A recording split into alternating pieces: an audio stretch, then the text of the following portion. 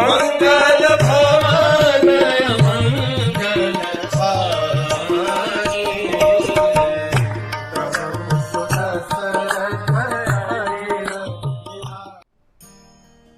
हरे कृष्ण। रामायण की कथा को आगे बढ़ाते हुए हम देखते हैं कि वाल्मीकि रामायण लिखने के लिए बैठने के बाद जैसे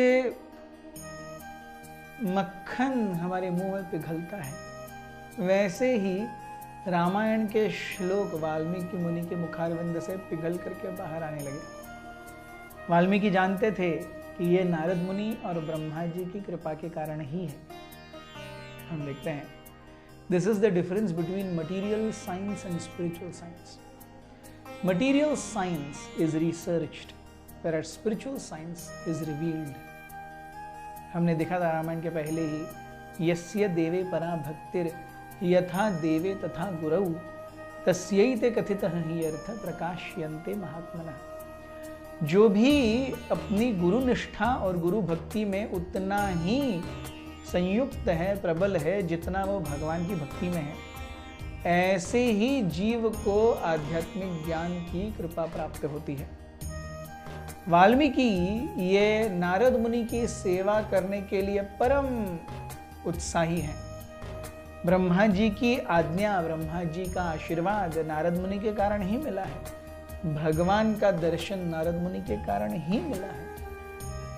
ये जो श्रृंखला है नारद मुनि से जुड़ने पर ही शुरू हुई है।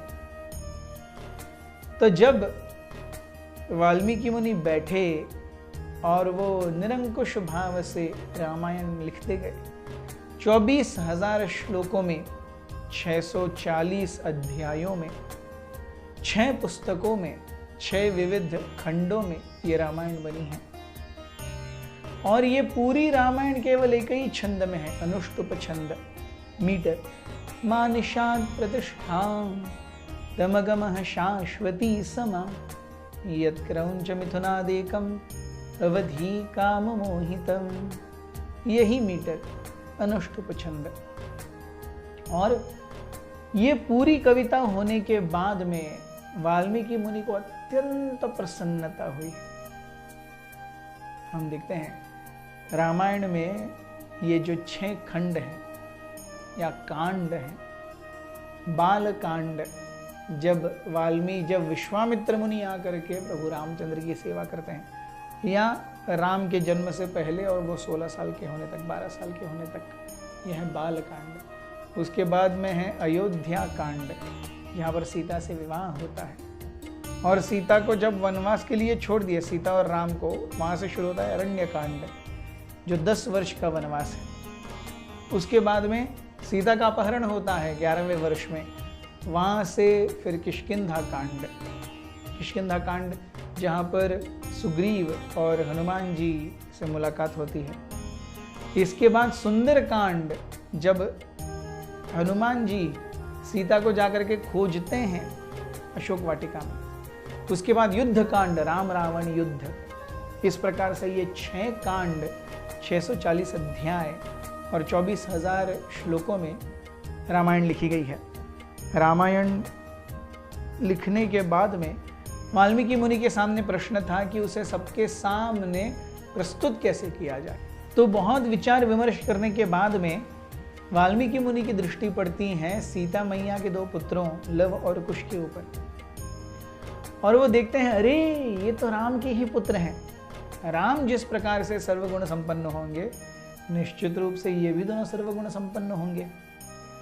और जैसे ही वाल्मीकि मुनि की दृष्टि लव और कुश पर पड़ती है, लव और कुश चरित्र में, गुरु भक्ति में, भगवत भक्ति में, इन सब में, उपयोगिता में पूरी तरह से निपुण है।